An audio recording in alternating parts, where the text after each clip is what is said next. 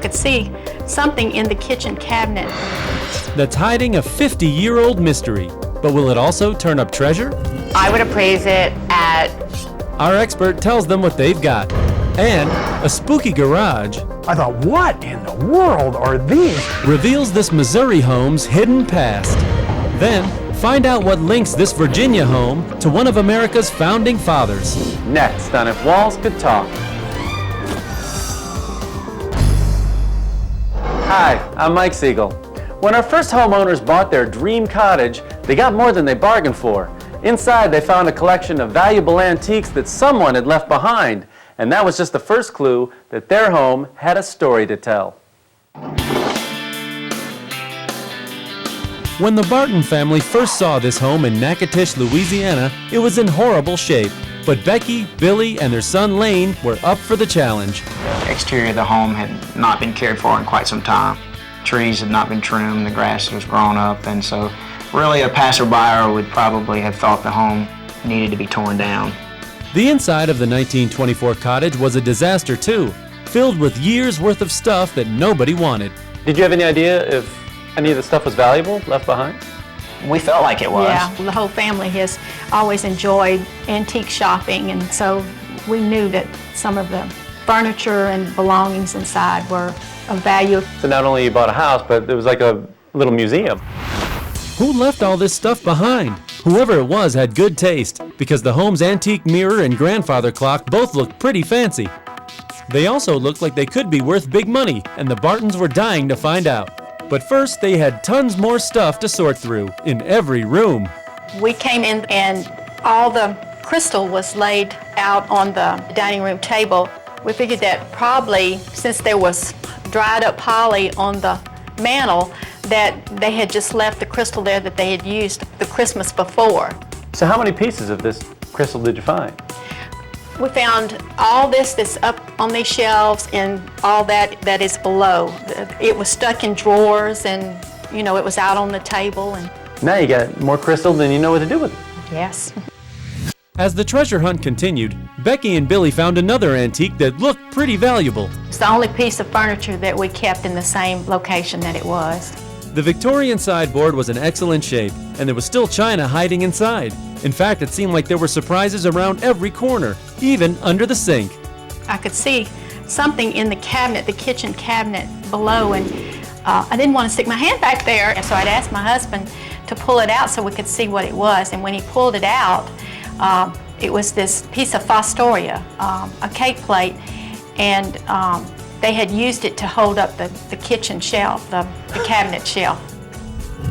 Today, Fostoria glassware, like the piece the Bartons found, is highly collectible and valuable.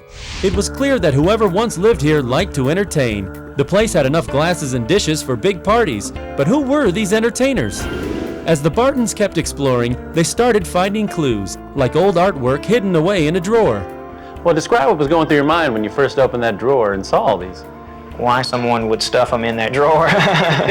But we were very excited because we knew it'd be fun. It'd be a fun discussion piece in the home.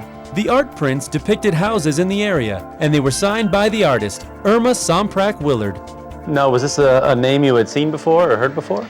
The Somprak name is quite familiar around Natchitoches, and so we knew there was probably some significance to the print and the artist, but we really didn't know too much about it when we first found the home.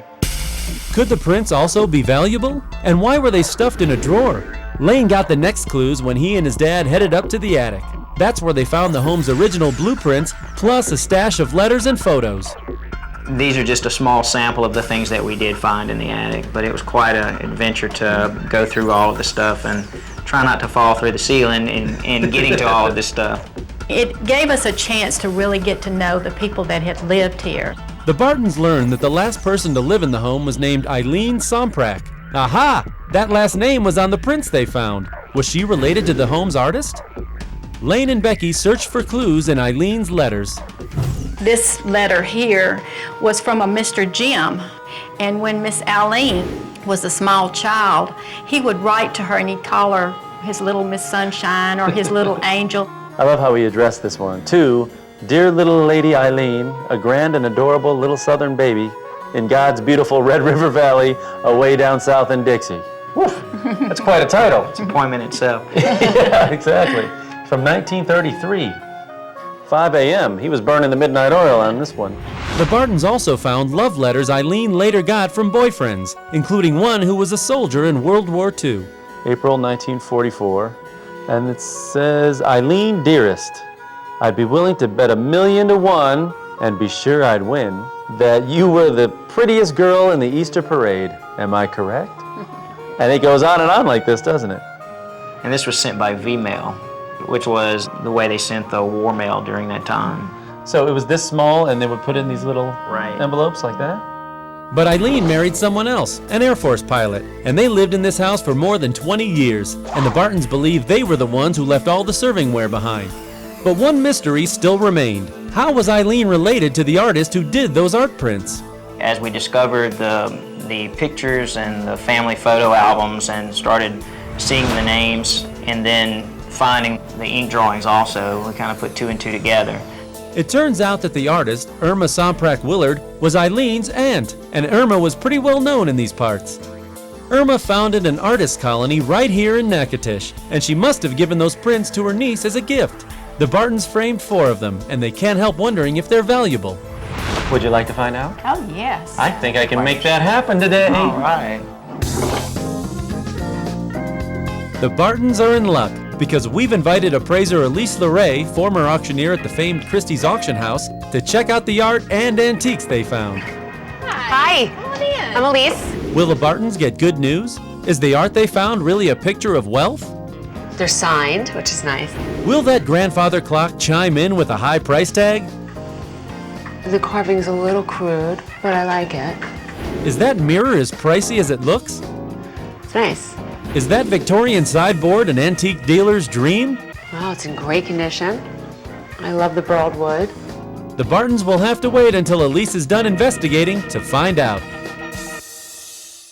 Just ahead, a forgotten photo I pulled it out and I found this.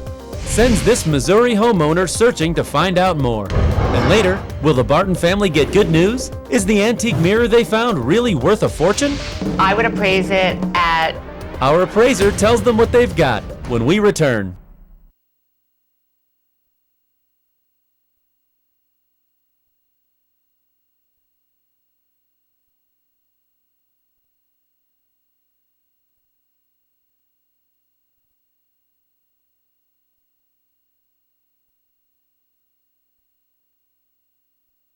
When they bought a 100-year-old home, our next couple stepped right into a mystery. Everywhere they looked, they saw the same name. But who was it? And what did it have to do with their house? Michael Bushnell and Christine Adams might have set the record for the fastest home renovation in Kansas City, Missouri. After they bought this 1907 prairie-style home, it was scheduled to be part of an historic home tour, and they had just a few weeks to make everything look perfect.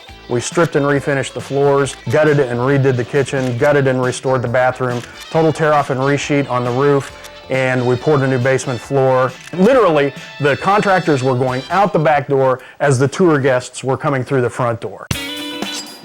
And during their fast renovations, they uncovered some surprises about their home's past. All they knew when they moved in was a name, Louise Spencer, the woman they bought the house from. Michael, who's in the newspaper business, couldn't wait to dig deeper to find out more. It was not unusual to see me going through the closets on my hands and knees and just looking for things.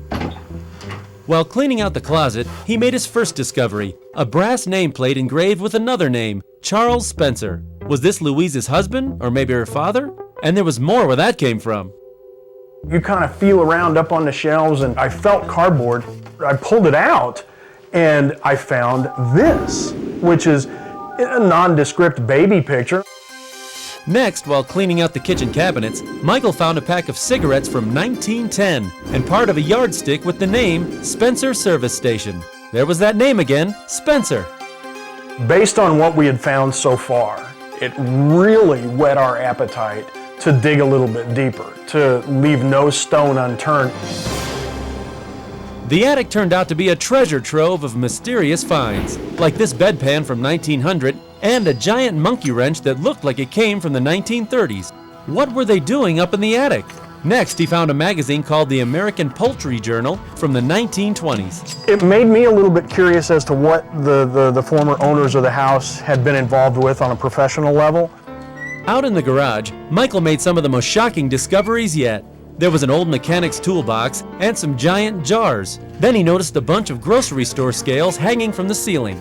I thought, what in the world are these? These are, I mean, it's really cool. I think this is a 100 or 300 pound capacity scale. I ran back up and told my wife, look what I found! When he looked closer, Michael couldn't believe what he saw. Right here is a tag, Spencer Produce Company, poultry, eggs, and it says wholesale, and it gives the address of 2nd and Grand, which was clearly in the city market area. Michael dug a little deeper and discovered that name Spencer belonged to Thomas Spencer. He bought the house in 1915 and was president of the Spencer Produce Company. The family later bought a service station. That explains the Spencer garage yardstick and all the tools. Well, that would explain the produce scales that we found in the garage. And that would explain the American Poultry Journal that we found in the attic upstairs. Well, these were all tools of Tom Spencer's trade. Tom's son, Charles, was married to Louise Spencer, the woman Michael and Christine bought the house from. When they tracked down her son, he filled in the rest with a collection of photos from their home's past. This is a picture of the Spencer family, and interestingly enough, the way that the furniture is arranged is exactly the way that the furniture was arranged in this picture. Michael and Christine are happy to be carrying on the Spencer family legacy, and while there's no chicken business in their future, the couple plans to keep feathering their nest for many years to come.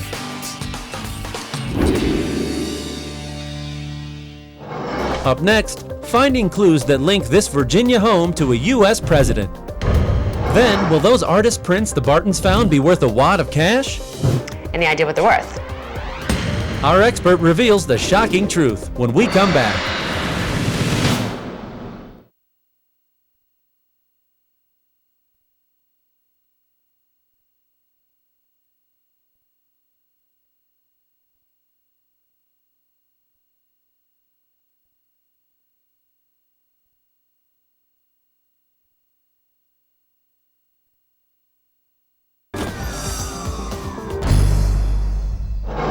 Imagine moving into an old house and finding money socked away inside. That's what happened to our next couple, who also found a trail of clues that led to a U.S. president. When Faith Strong first laid eyes on this 1725 colonial farmhouse in Louisa County, Virginia, she was drawn to the similarities it had to her grandfather's home. The house was very similar in structure and age. But when she entered the 2,100 square foot house, she realized she wasn't alone.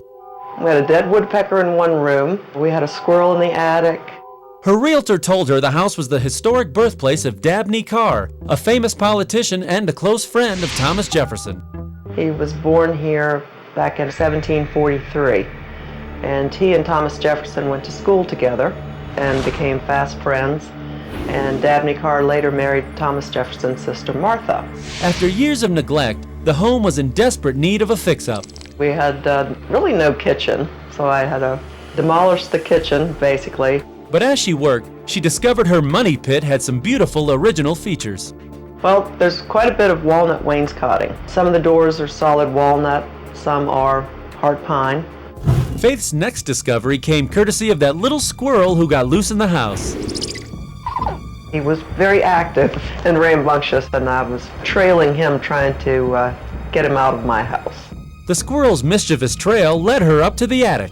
I opened up the door to the eaves, so I spied some little bottles, little glass bottles, an old Victorian shoe, and I thought, well,